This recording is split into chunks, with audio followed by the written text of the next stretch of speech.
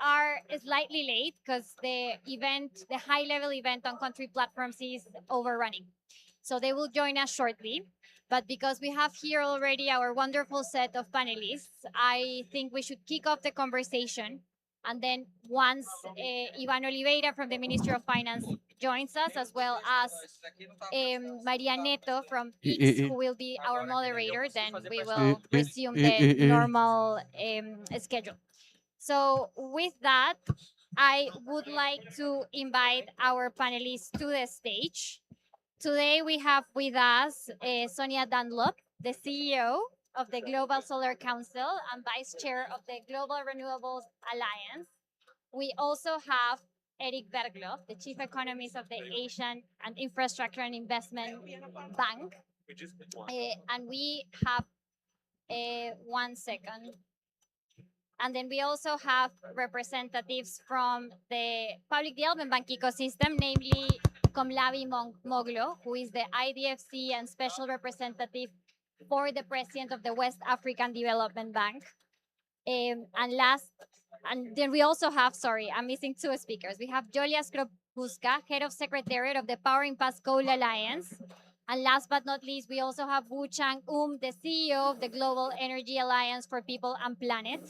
So with that, I would like to invite you all to join me here on stage.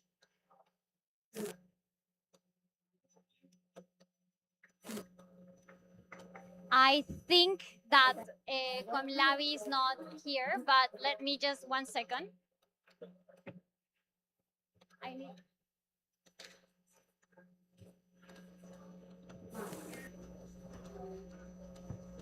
So the representative from BOAT is running a little bit late. So let me share a little bit of the schedule that we're going to have today. We're going to have first a conversation with all of these practitioners from different sides of the energy transition who will share about their experience. And also, of course, these are all hopefully very enthusiastic members of the Coalition of Finance in Common. For those of you who don't know, Finance in Common is the coalition of 536 public development banks. It includes all of the different public development banks in the world, national, subnational, multilateral, and regional development banks.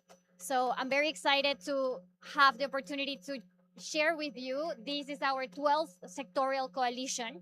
And it is also an honor for me as a Latin American being in Brazil to also share that this coalition will initially have a set of Latin American co-chairs, which will rotate in a couple of years, where we will have co-chairs either from Asia or Africa. So with that, let's kick off with our conversation. As I was sharing with you, shortly we will see Maria Neto from FiCS, who will join us, as well as Ivan Oliveira, who will share also his remarks as Undersecretary for International Affairs of the Ministry of Finance of Brazil. So, and of course, we're also going to have BNDES, who is one of our co-chairs, the National Development Bank of Brazil, which we're very excited about, especially being here in Belém, and CAF, the Latin American Development Bank.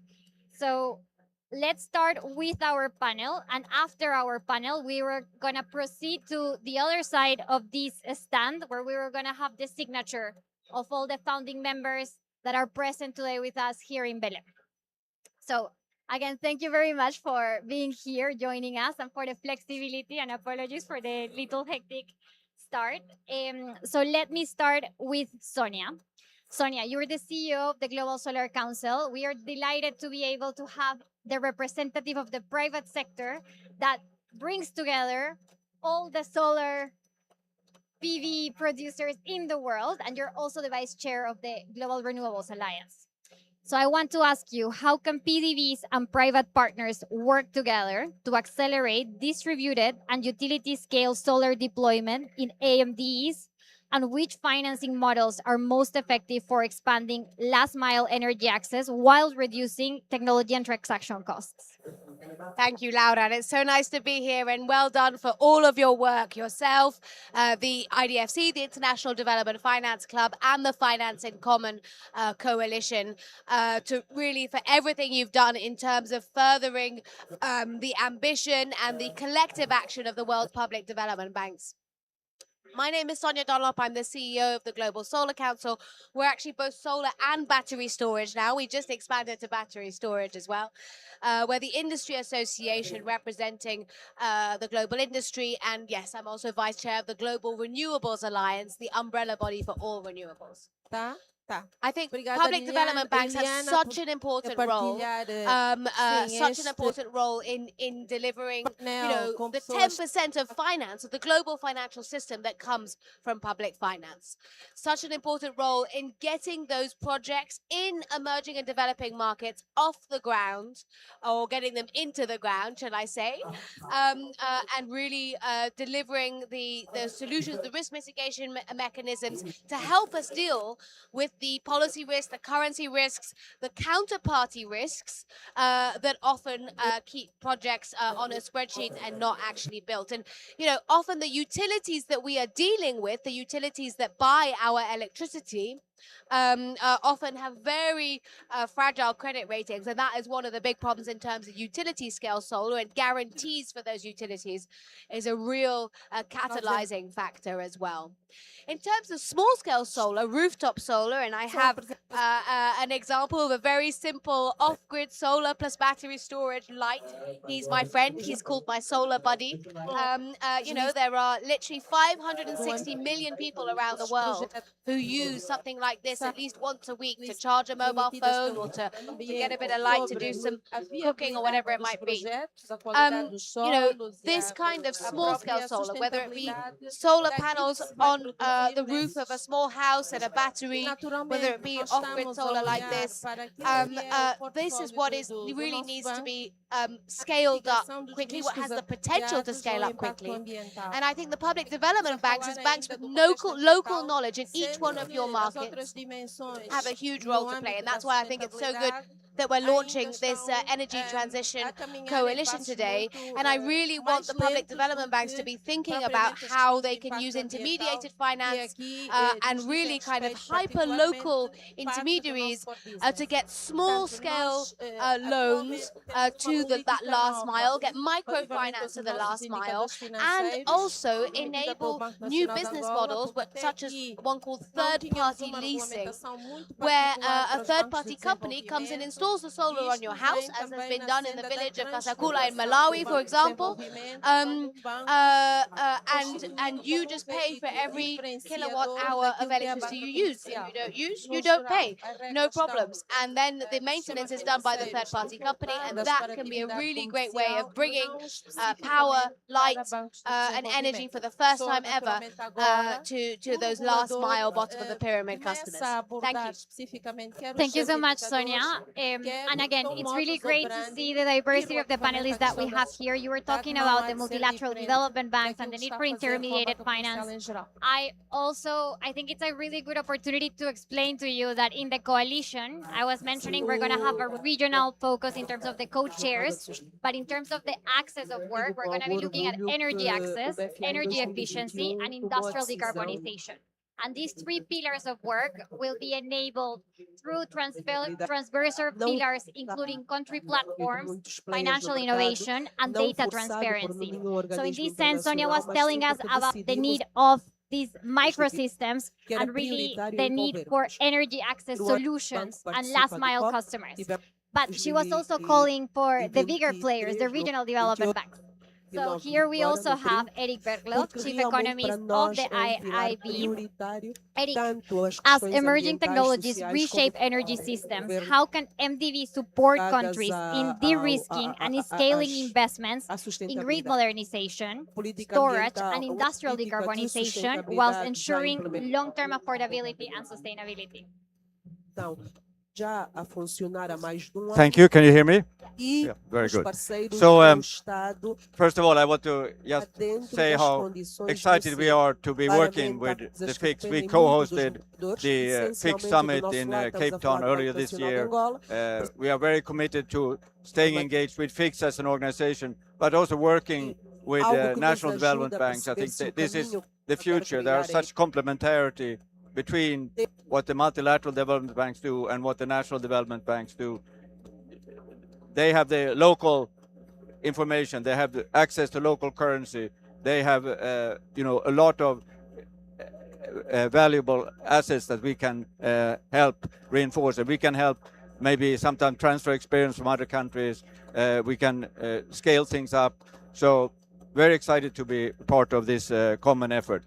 So you asked me, MDBs in general. I think we should remember that each MDB has its own approach, and I think it's healthy that we do. We try to work a lot together. So co-financing is a big aspect. We are the largest co-financier of the World Bank and the Asian Development Bank. It's become a way for us to operate.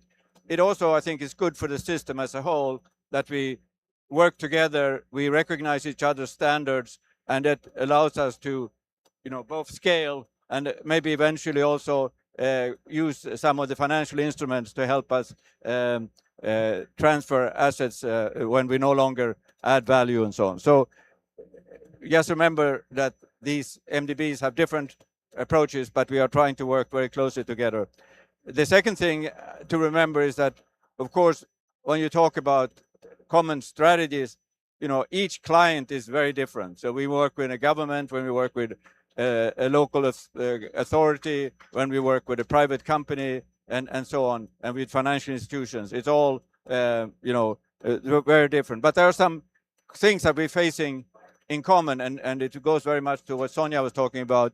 We have a technology out there, and we have a responsibility to make sure that this technology is actually put in use locally, and that requires a lot of things from local authorities, from getting local actors involved, of different scale. I'll come back to the scale issue in a moment.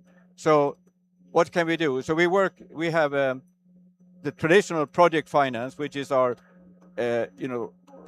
very familiar mode of working, and where we can work with individual companies, we can work with banks, we can do on lending, which is something I think can partly solve what Sonia was talking about, reaching these smaller projects.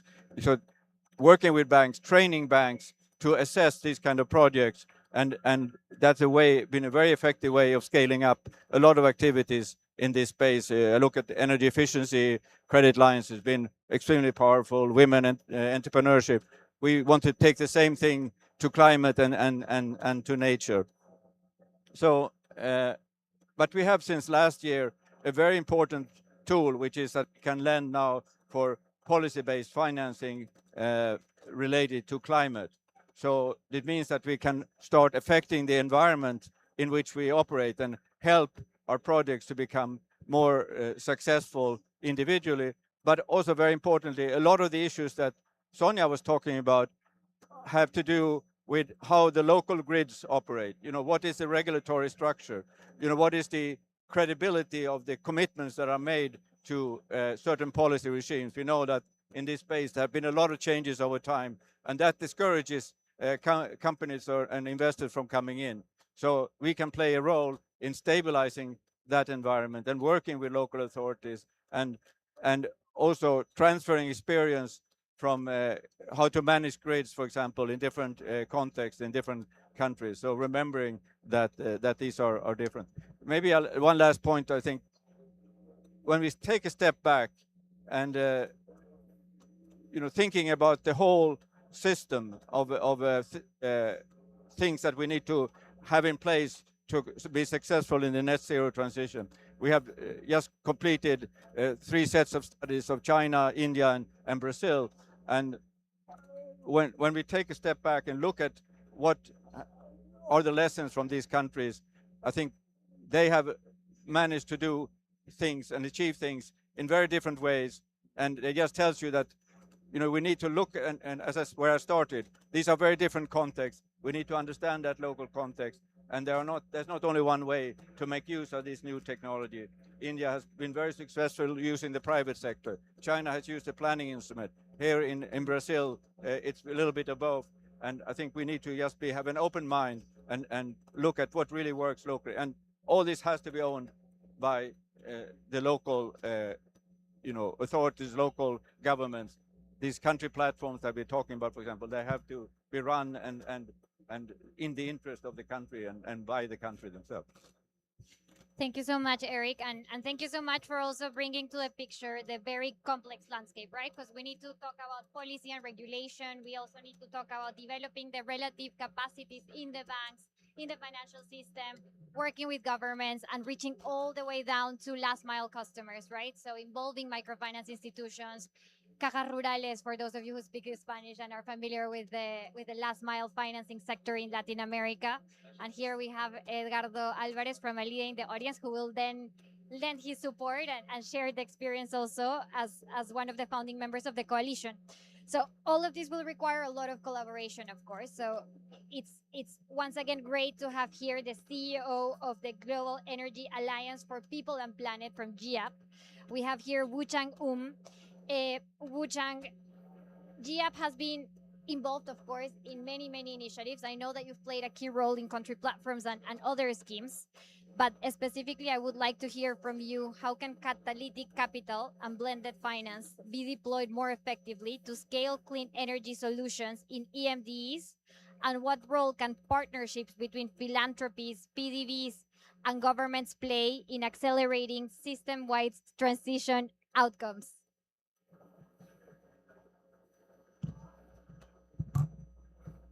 Thank you very much for this very, very relevant topic for discussion. I'm very happy to be sitting amongst this group because listening to various perspectives. As some of you might know, I myself come from the long-term multilateral development bank space, ADB, for 30 years. And I realize there's a lot of work being done really well, but there's one thing that's missing. That's the insufficient level of collaboration across different types of organization, public, private, and philanthropy. So philanthropy in each group actually has a very unique role to play. Philanthropies are very flexible. They're smaller, but flexible and innovative, much more risk-taking compared to these other two. By definition, the multilateral development banks have to maintain high rating, for example, AAA or AA kind of thing. So by definition, you have to be risk averse in many ways. But it's okay because we have philanthropies and others who can actually take much more risk, so that you can demonstrate a new way of doing business, new technologies, frontier countries. So what we are trying to do since 4 years ago is to bring together the alliance partners to tackle the whole system in terms of what we do, starting from generation, transmission, distribution, and effective use of energy so that they can have a positive impact in the economy. And then also coming in with different instruments, whether it's capacity building or insurance, the guarantee, first loss, equity investment, which nobody else wants to take. For example, if you have a structure, there's always a financial position that they all say, what if someone could take that position, I'll go in, right? So, we philanthropies describe ourselves as kind of like a tugboat. We're helping the big banks to come into the places where they cannot normally go by demonstrating things that we can do. And in addition to using these risk mitigating instruments, the most powerful thing is reducing the perceived risk, which means when you actually demonstrate a project that can actually happen in a country, in a region with a new technology, that perception gets much, much easier to handle. So still work in progress, trying to work across. I still find myself, responding when questions asked about MDBs, but now I'm more in philanthropies. And then, and within the philanthropies, I'm trying to rally everyone together so that we can work much more together and aggregate resources so that we can actually have every philanthropy, whether big or small, to be able to participate in the global public good. So at one point, so actually we have been working as one example with AFD to help develop the capacity of the public development banks in the developing countries for them to be able to effectively do due diligence so they can process applications for finance, so that you can actually mobilize local domestic resources. So that's something that's started at the Cape Town FIC meeting, and we hope we can scale that up.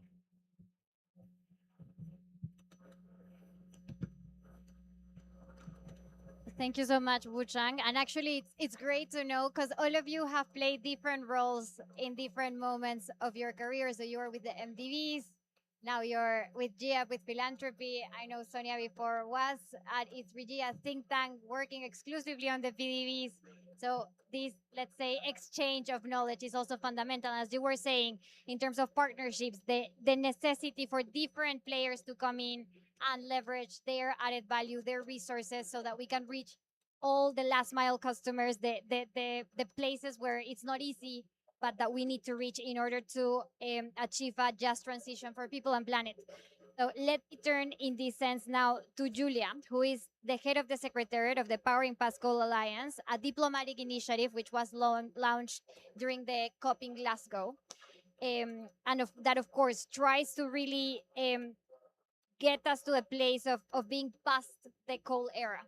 So, Julia, as countries design pathways to phase out coal, what policy, financial, and institutional conditions are most critical to enable a just and affordable transition? And where can PDVs provide the strongest support to advance coal to cleanup implementation? Thanks a lot, Laura, and congratulations on the coalition. It's a great initiative. Maybe, first of all, a couple of words on why we focus on the transition from coal to clean. So, I mean, I think everyone here knows that coal is the most polluting fossil fuel, but it's also a great place for investment in terms of the impact we will see. So the IMF has estimated for every dollar that we invest in the coal to clean transition, we'll see $3 of social return. So we think there really is a case for kind of driving progress in this area. And what the PPCA does is it tries to bring together the kind of stakeholders who need to be there to really work on this transition and support emerging economies. We bring together governments, private and public finance, and utilities to try and find pathways forward. Over the past 2 years, we've been running with the governments of Indonesia and France a coal transition commission to look for concrete pathways which we could move forward. And yesterday we launched an action plan setting out what we think are the key priorities for the next 3 years. And I'm sure they won't come as any huge surprise to you, but the first one is about enabling governments to design the plans which they need to deliver the transition, the plans which work for their context, but also enabling them to put in place the policies which will support the transition and will provide the sort of stable environment to mobilize finance. The second is scaling public and private finance. There obviously is quite a need for finance in this space. There are considerable costs in the coal transition around retiring early coal power plants and supporting just transitions. But the third one is about building a pipeline of projects. And there, I think we're really focused there because at the moment it does feel that the problem is not so much an absence of finance. There is kind of finance available, especially through the SIF Act fund, but more about finding the right projects and demonstrating that this really can be done. And so we're all very focused at the moment on delivering those pilot projects, which will help scale up. Which brings me on to your question, Laura, of what is it that PDBs can do? And I think there are 3 things in this space which we've really identified where PDBs can make a real difference. So the first is in using whatever concessional capital there is. We know that it's very scarce, to support some of the areas which are most difficult to finance. So, for example, supporting the just transition and also thinking about some other aspects of the transition, some of the grid investments which are very difficult to finance. The second is about that process of trying to find pilot projects and then scale them up. So PDBs, we think, can play a really important role in demonstrating that a certain approach can work and then kind of moving through that cycle to scaling up and demonstrating that it's a model that really works and can crowd in private capital. And then the third, I think, is a kind of norm setting role. So many private investors tell us that they feel somewhat anxious about investing in this area. What are the guardrails for investing in coal transition? Is it okay to invest in retiring a coal power plant? And I think PDBs can play a great role as norm setters of these are the guardrails under which we invest in coal transitions. This is what responsible investment in this area looks like. And also in sort of sharing knowledge. So sharing knowledge as to how you actually do those transactions, being a kind of knowledge hub. So I'm really glad that we have this coalition, which will bring people together to do just that. Thank you so much, Julia. And indeed, thank you for being so precise in terms of the contribution of the PDVs. I'm also delighted to share with you that one of the main objectives of this coalition is to foster the exchange of experiences between different players. Of course, as you know, the FiCS coalition is a coalition of public development banks, but as you can witness, and what we are trying to achieve is to really invite different actors, including the private sector, including bilateral donor governments, including philanthropies, to join us in this effort, and of course to contribute to find those pilot projects, those experiences, and to be able for us to scale up the scale of the transition. So we are reaching the end of our panel. So as I was sharing before, we had a little bit change of schedule.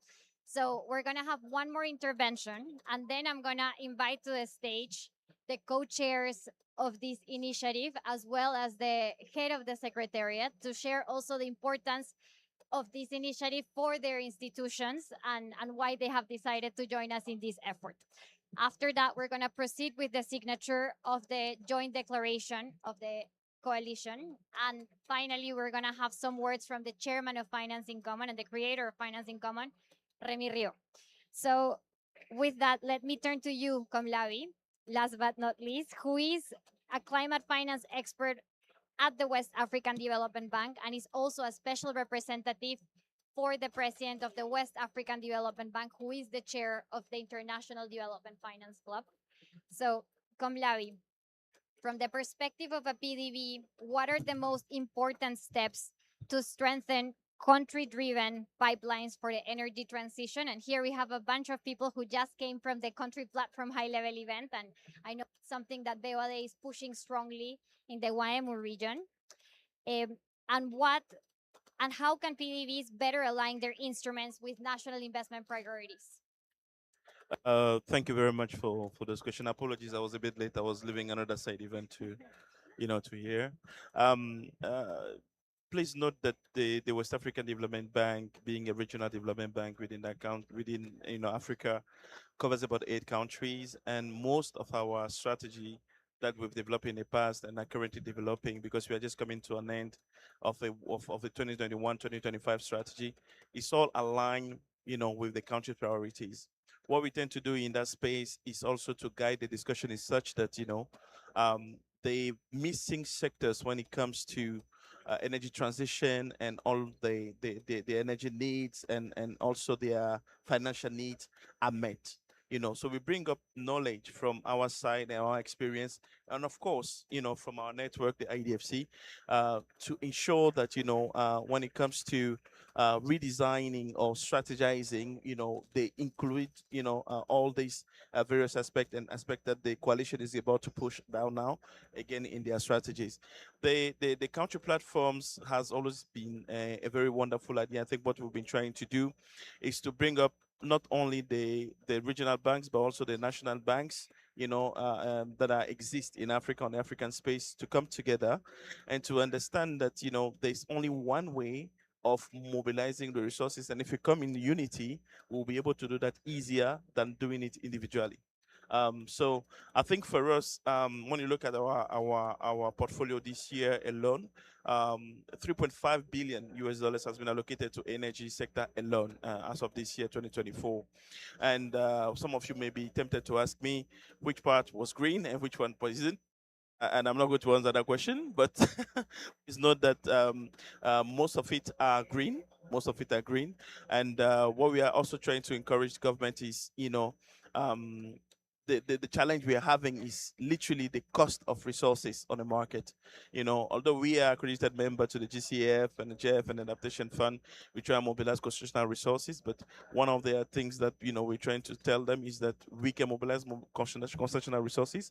We can encourage the green agenda, the green transitions, and I think they need to go into this line. And once they see the benefits, and the private sector is also allowed to come in, it's easier for them to see the benefit and also to accept and implement this on the ground. Thank you so much, Komlavi. And I think this is a perfect opportunity. Sorry to put you on the spot, but you were talking about cost of capital. And yesterday, IDFC, Viga from the World Bank, and the NTC partnership launched the Public Development Bank Guarantee Hub precisely to tackle this. So do you want to share a couple of thoughts about that? All I can say is that whom are not members of this are missing out.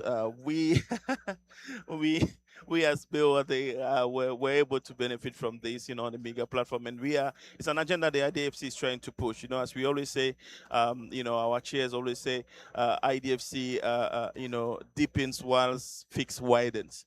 So we are the experimental tool. We have the experience. We have done this, and we have benefited from this guarantees platform. And I think it's a wonderful tool when it comes to mobilizing resources currently. And we'll be more than happy to share the experience with everyone. Thank you.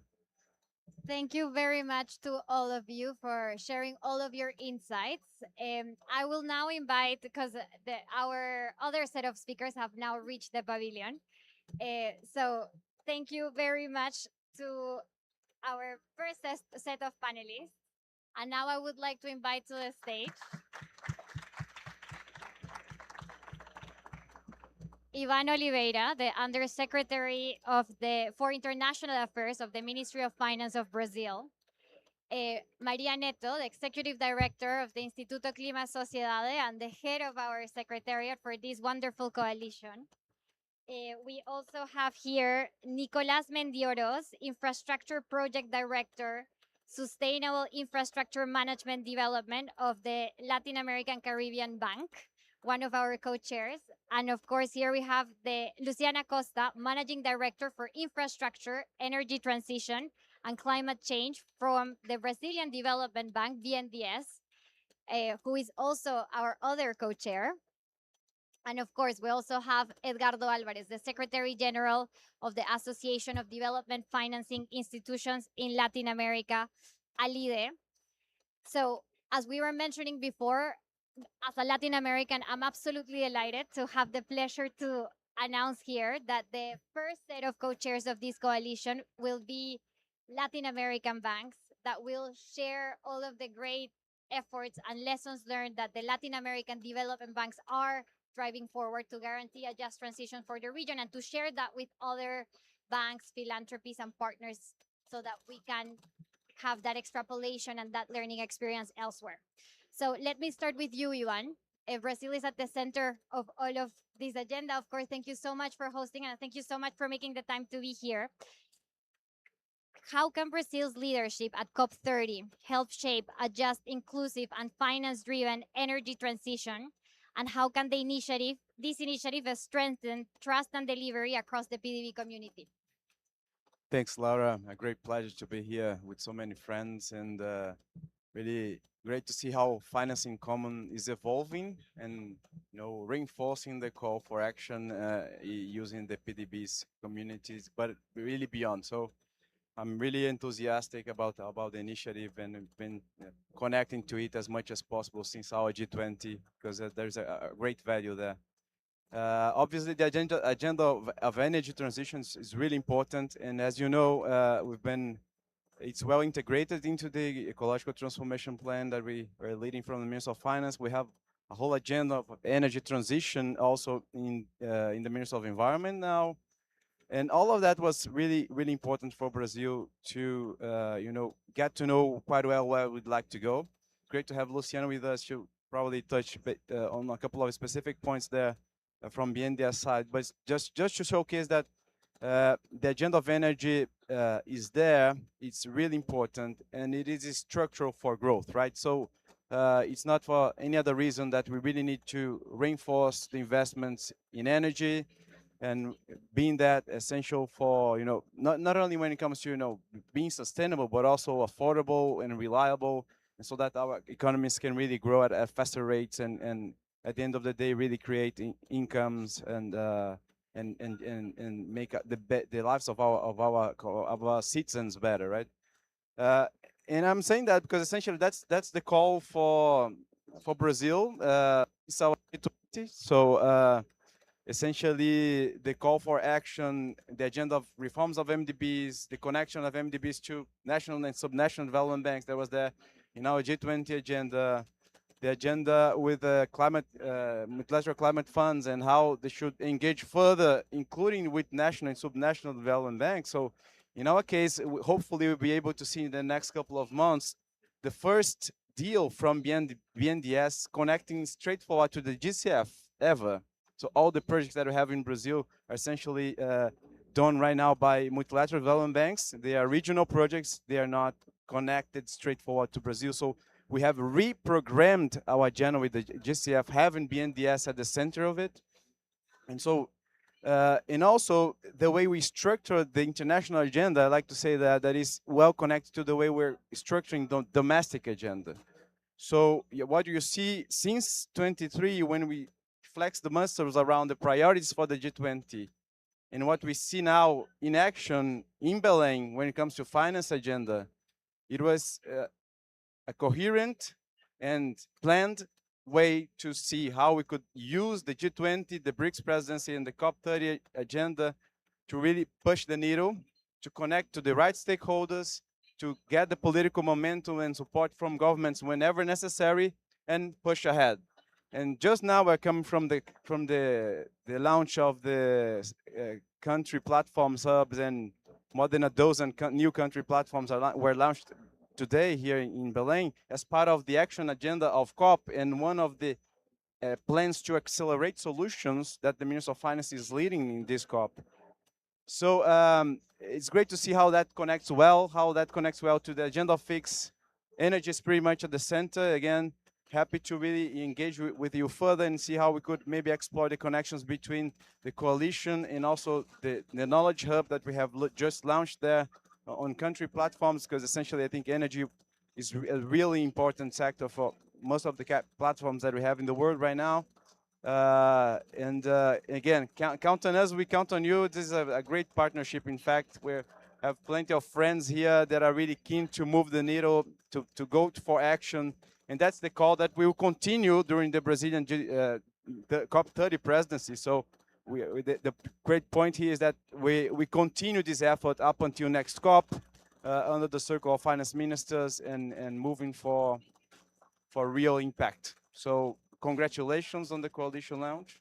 Great to see so many great friends that are also involved there, and count on us to really reinforce the coordination and so that we can really be more impactful. Thank you very much. Thank you so much, Ivan, and to you for all your leadership, and congratulations for the event just now. You were mentioning a lot the role of BNDES in the Brazilian country platform in driving this agenda forward. BNDES doesn't need an introduction. Here we have Director Luciana Costa. Perhaps in the spirit of the Knowledge Hub that you were mentioning that was just launched, congratulations on that. We at FiCS are very proud to be a core partner to help drive this agenda.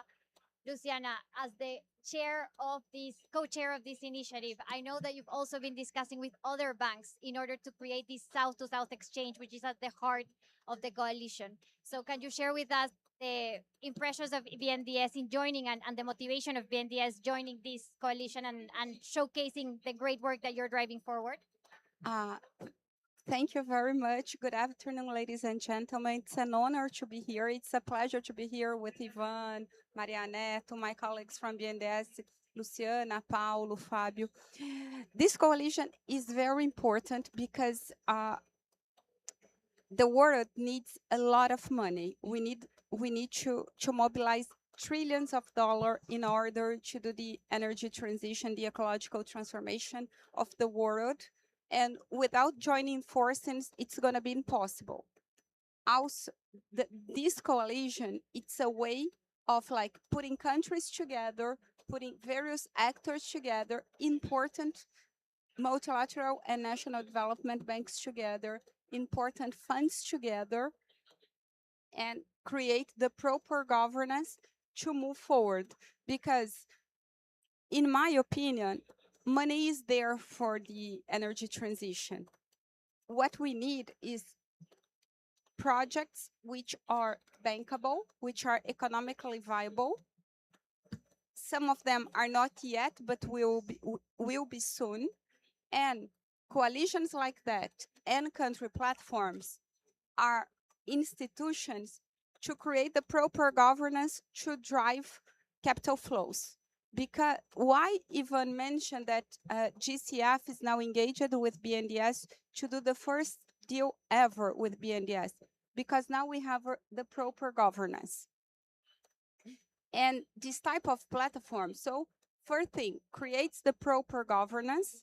Second, it's not just about projects. It's about innovating and creating new instruments, mobilizing private capital, because about 70% of the money for the energy transition will come from private sector. But without public money, concessional money, and grants, or patient capital fostering the private sector will not come with the proper speed which is needed for the energy transition. So this type of coalition, and like BIP is doing, it's about speeding up investments in climate, because if we wait, it's going to be too late because we are running against the clock. So the BIP, we launched it 1 year ago. We realized that in Brazil there was lack of equity. Then BNDES launched a tender to allocate equity for asset managers to manage BNDES fund, but for each dollar that we put, they will have to bring 3. So this is catalytic. This is about mobilizing funds. It's also important to mention that for international investor, it's easier to talk to the platform and have a locks and a focal point of conversation. That's why it was a great success. It was a great pleasure to see a room full of climate leaders for dozens of countries saying that the Brazilian investment platform is a second generation of platform and it's an inspiration for others. I'm sure that with FiCS and this coalition, we can also team up and try to spread out this concept around. Count on BNDES, and it's a pleasure to be here. Thank you so much, Director Costa. And also, you make it seem very easy. In a year, you've pulled off a lot of success, as you were just mentioning, but it's not. So we are very grateful to you that you want to share this experience with other banks, that you are here showing that leadership, because, of course, we're all pursuing the same goal, but it's not easy, and we will need this partnership. Yes, I think that a key factor for the success of this platform is the partnership with Minister. I think that Minister of Finance, at least in Brazil, having Minister of Finance as the chair of the committee of the platform, because BNDES, we are just the secretariat, we are not minister. We don't push public policy. We are a policy bank and we can contribute, but in our case, we decided that without Minister of Finance, it would be impossible. That's why Minister of Finance is the chair of the steering committee. And we have other ministers. We have environmental, mining and energy, and industry. But Tatiana Rosito is the chairwoman because Brazil understood that in order to mobilize climate money for climate, Minister of Finance needs to step in and push forward towards that direction. And that's the case of Brazil. But each country will know its own specificities. In our case, it was crucial to have because the platform and the capital that we have to mobilize, it's linked to ecological transformation plan, and Minister of Finance is responsible for ecological transformation plan. Climate investments in Brazil, it's about value creation. Thank you so much. And as you said, it really is a whole of government effort. And of course, the National Development Bank should be also at the core of that. So again, once again, thanks to you and Ivan for being here and sharing all that leadership. I know, for example, and you were saying that other countries want to learn from this experience. I'm really happy to know that the conversation with the Colombian government, with the Ministry of Finance, with the Grupo Bicentenario is moving in that direction to showcase that South-to-South leadership. But you were also talking about the need to collaborate not only in terms of the domestic government institutions, but also, of course, with regional and multilateral development banks. So one defining factor of this coalition is that we are going to have a MDB slash regional development bank as chair, which is CAF, and then a national development bank, which is BNDS, in the spirit of really what FiCS has been fostering since the beginning, which is working as a system so that each part of the PDV ecosystem can leverage the best of their abilities in favor of the countries and their priorities. So let me turn to our other co-chair here, Nicolas Mendioros, Infrastructure Project Director for Sustainable Infrastructure Management of CAF. So Nicolas, thank you once again for being here, for CAF being such a strategic partner for FiCS, and of course for joining as co-chair. So we would be delighted to hear your reflections and your motivation to join this coalition. Thank you very much. The the difficult thing that when you come before two interesting person is that you don't have a lot of things to do because your presentation are very complete and very powerful. But in CAF, we really truly believe that this initiative are essential because no single institution can do it alone. We need to work more together, and the only way to find a roadmap together is to start this kind of collection and try to work hand to hand to find a new solution. We really need to think how we can move more private sector money to the region and to push green transition energy, but another transition that the region need. And for us, it's a very pleasure to be co-chair for the next 2 years, together with Benedette, that is an old friend of the house. We have a lot of things, a lot of work together. So for us, it's very important. Our president didn't come this week, but she was very pleasure to be part of the coalition. The message that we have or we try to the table is, I think that we can all agree that it's not only about energy transition, is about how we can develop more competitive economies in the region and give country clean energy, more affordable energy, and more reliable energy that is very important for the industry and for the people can grow together. And that is, I think that it's very hot here, so I'm not going to talk too much, so we can continue. Thank you so much, Nicolas, and thank you so much for joining this effort. We look forward to working with you and Luciana and the rest of your teams for the next 2 years. But all of the work of the co-chairs wouldn't be possible without a very strong secretariat. And I'm delighted to announce that IX, Instituto Clima Sociedades, headed by Maria Neto, the executive director, will be leading this effort and spearheading this conversation. So anybody that knows Maria knows that she's a force. So I'm very, very excited to know that. Maria, please share with us your insights and your motivation to join us secretariat. So first of all, thank you for bringing us here. It's wonderful to see all these good friends, Ali, the BNDES, CAF, and the Ministry of Finance. Look, there are some more fans for everybody. So I wanted to basically talk about a couple of things. I think the FiCS is going to have a meeting about May, June. So I hope that we'll be, along with the chairs, able to have a number of issues and areas that we want to tackle in a work program that hopefully by then we're already bringing forward. I recall that this all started in Cape Town on a conversation about what the coalition could be. It was very clear from the conversation that there are similar problems in our regions.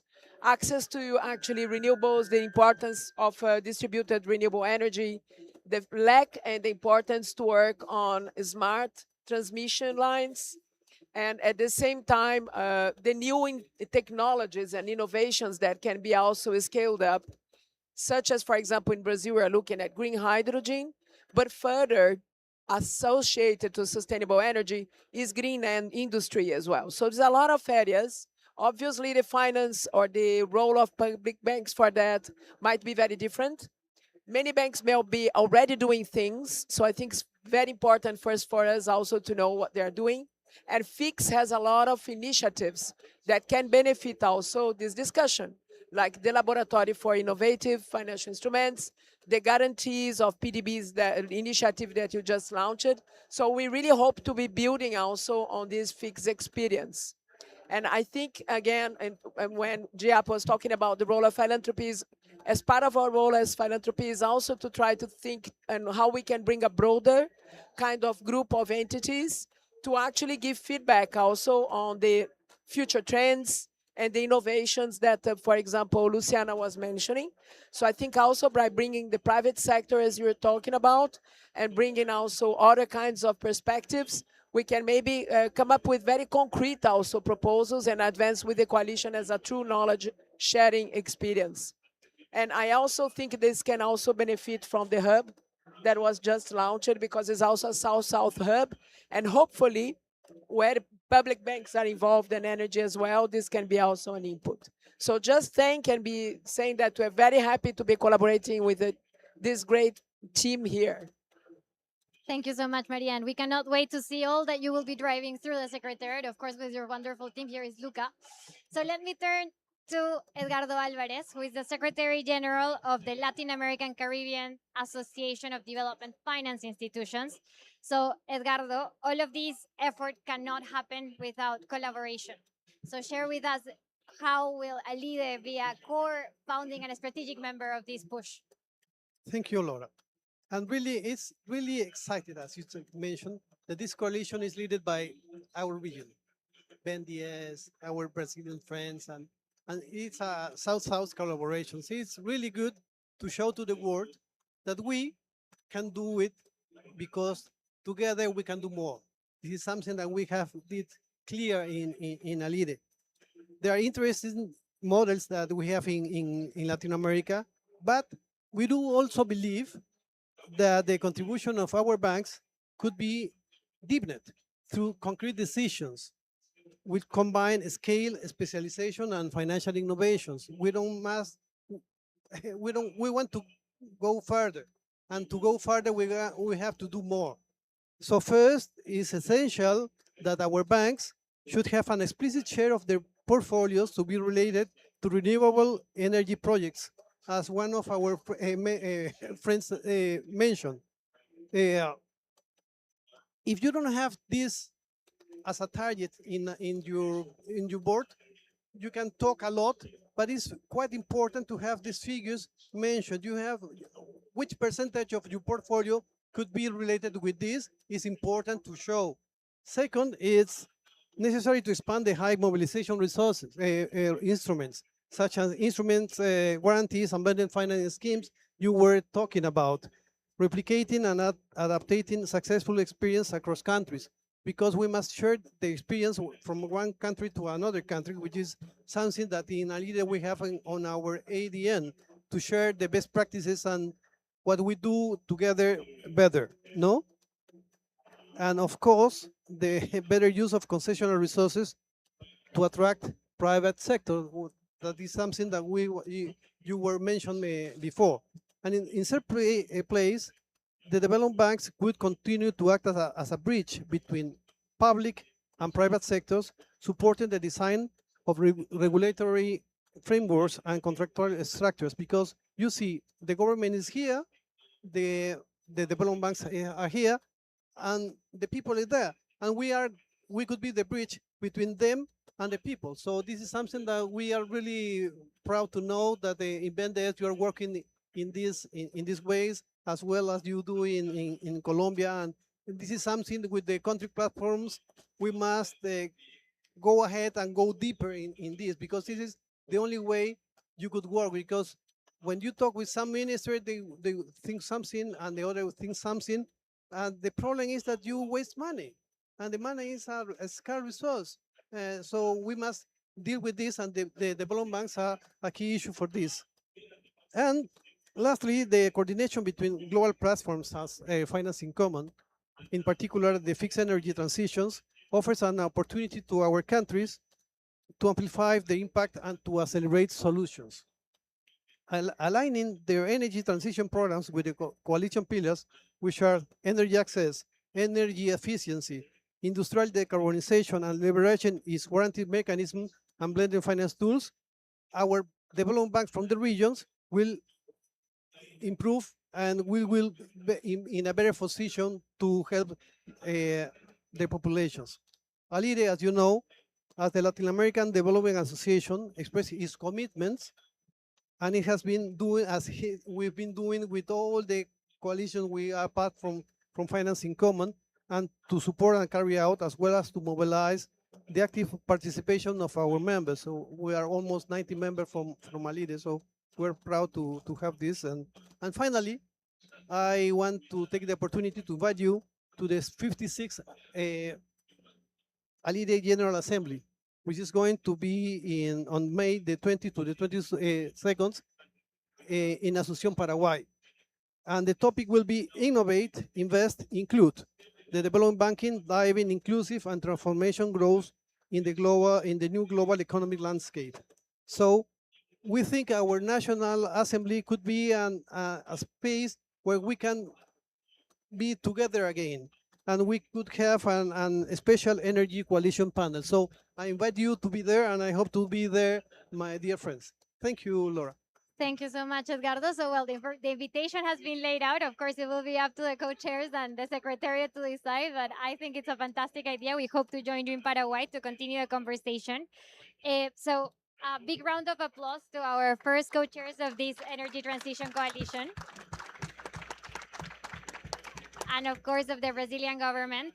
So, of course, we have emphasized a lot the leadership of Latin America in this first round of co-chairs, but I would also like to invite to the stage a couple of other banks from other regions who are also part of the founding members, because FiCS remains a global coalition. So the idea is to foster the exchange between regions, between banks. Before we have the closing remarks of our chairman, Remy Riou, and we have the signatures. So thank you so much to our panelists. And I would like to invite to the stage Lebogang Seperepere, as well as Eva Meyerhofer. But first, a picture, of course. Yes.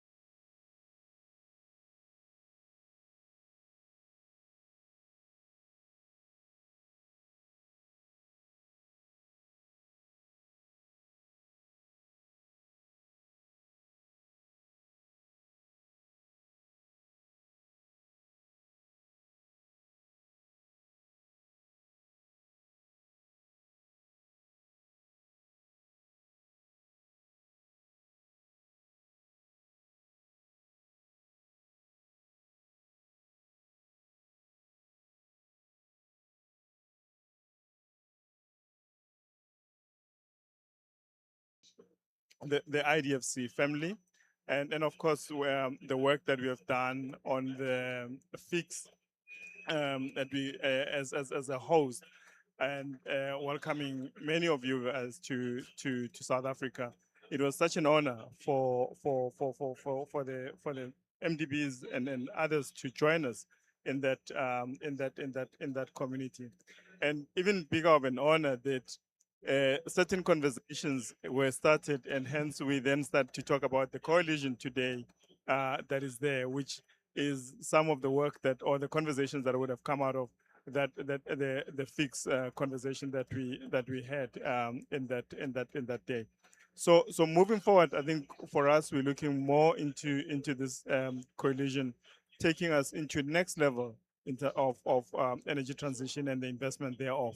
I think the previous speaker spoke at length from a technology point of view that is there, but also the financing element that is there. Perhaps maybe if I take an opportunity, I think the next phase becomes an issue around the pipeline that comes into the space that we need to work very hard to prepare a bankable pipeline. And one of the key things that we've done well, I believe, as a country, within a programmatic point of view, or one arguably on the country platform, is creating a pipeline through policy intervention. So we know our renewable energy program that has given at a utility scale has allowed us to procure over 8,000 megawatts of renewable energy, and a big part of it comes out of what you call the PV technology from a solar point of view. Yeah. Thank you so much, Leogang. And of course, South Africa has been at the forefront with its JETP. You currently hold the G20 presidency. So we really hope that this platform helps with that South-to-South exchange, not only between Latin American countries such as Brazil and Colombia, but also between Africa and Latin America, Asia and Latin America and Africa. So thank you very much. I would like now, before we go to the signature and we take the official picture, I would like to invite to the stage for some closing remarks and reflections, Remy Rioux, who is the chairman of Finance in Common. Thank you so much, Leogang. And he's also the CEO of the French Development Agency to share some reflections. Remy has, of course, been the brain and the creator of Finance in Common. So, Remy. Thank you. It's very easy to conclude an event you've not fully attended, so I'll do my best. And very simply, that was very strange not to have an energy transition coalition within FiCS. So really, the time has come for, well, you know, in FiCS we have, I don't know, about 12. 14, sorry, Nicolas correcting me. We have 14 coalitions. We have very, I would say we started with orphan issues. So we have a very nice coalition hosted by IFAD in Rome, with all from NABARD to, well, all the public banks dedicated to agriculture, which is, as we know it, a market failure in many countries still. And so this is very active and vibrant. We put the focus also on social investment. And we have, for instance, a coalition on sports. We have a coalition on culture. Probably because these issues were not taken that seriously. And we thought they needed a place to be, well, tested, explored. And of course, we can stop it, but we will see over time what's growing or not. But interestingly, with this initiative, and I really want to thank like all of you, yes, CAF, BNDES, and X, dear Maria, and you, Laura, because I know you played a very crucial role in assembling well, your region and beyond. But I see that a very positive sign that we are beginning to look at massive issues, and that international partners, national institutions accept to do it within the FiCS framework. Well, not saying immediately, okay, but it's duplication. So of course we have to avoid duplication and not reinvent the wheel when there are good ideas and things happening. But interesting to have your intention to put that under the FiCS umbrella. And to maybe I like the focus of the coalition also on well, maybe the most difficult issues, which are, I heard, access, of course, and also I remember what the International Energy Agency is doing on clean cooking or this kind of issue where, of course, as part of the very positive trend on renewables, public development banks can play complementary, can accelerate, can really change the direction of travel. So thanks for that. And maybe my last comment is maybe that's the thing I'm the most proud of with this new coalition. I think it's the first coalition my own institution, AFD, is not a member of. Which which for me and maybe paradoxically is an achievement, is really an achievement. So we will not sign the declaration. I know Alide, EIB, DBSA, GIZ, well, many partners will join, and that's fantastic. But AFD will, well, maybe we, but we will stay on the sidelines. And I'm just saying that because, of course, we hosted, we started, we are trying to guide this movement that goes, of course, far beyond ourselves. Rachel Kite was saying this morning, we observed, she said the explosion of national public development banks, her wording, her phrasing. So I'm really happy to see all of you stepping in, building a coalition, innovating within again the FiCS framework. And yes, Maria is true. The timeline is clear. We will gather maybe more in a working session. We'll see the format next spring 2026. My idea, but maybe you can help me on that, my dream would be to receive a twin mandate from the G7, so that's an easy one for me, and from the BRICS group. So maybe that's an easy one for you here in Brazil with your Indian colleagues. So imagine the Finance in Common receive somehow the same call for proposals, innovation, a new framework, a new architecture from both groups. Of course, with the idea to put it then in the G20, because probably the legitimate place for all of us is the G20 and the UN, of course. But we know all this global governance is into turbulence, into reconfigurating. And so I think Finance in Common, with the friendship between all of us, the spirit of it, have a responsibility next year to help avoid too much fragmentation, and hopefully help this new framework we're all dreaming of to emerge structures, set the right incentives, and unlock, of course, way more positive collective action and sustainable investments. And the year after, 2027, as we committed in Cape Town, we will go in Asia. So I want to thank of course, AIIB. Rick is here. You were the host in Cape Town. I'm sure you will play a very important role as well in 2027. But we also, the Asian Development Bank wants also to co-host, and certainly, well, depending on the country, we will land in the end. But a national, like in the coalition, a national development bank will also take responsibility and the leadership of the group first semester 2027. So that's where we are, and of course, the baby now the baby has grown up. This is another sign that this is where we are. So just to tell you, but I will the executive committee will gather I think early December. And I was on the sidelines saying it to many people. I think time has come to give FiCS a bit more, again, a bit more autonomy. So we will propose all of you to create as light as possible a legal entity so that maybe AFD can remain the host, but that, I don't know, all those attached to what we're doing together can express their interest, contribution in any kind.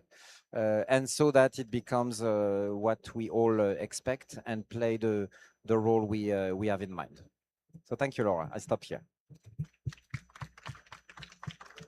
Thank you so much, Remy, also for all your leadership and, of course, for sharing the next steps for FiCS, which sound quite interesting. And just one small point on your request to Maria regarding the convergence or, like, let's say, the coordination, no, and avoidance of fragmentation. Thanks to Maria's leadership already, you seem to be very aligned. Maria requested or suggested that we also have an innovation in the governance structure. So we shared with you that we're going to have a regional development bank and a national development bank, namely CAF and BNDES.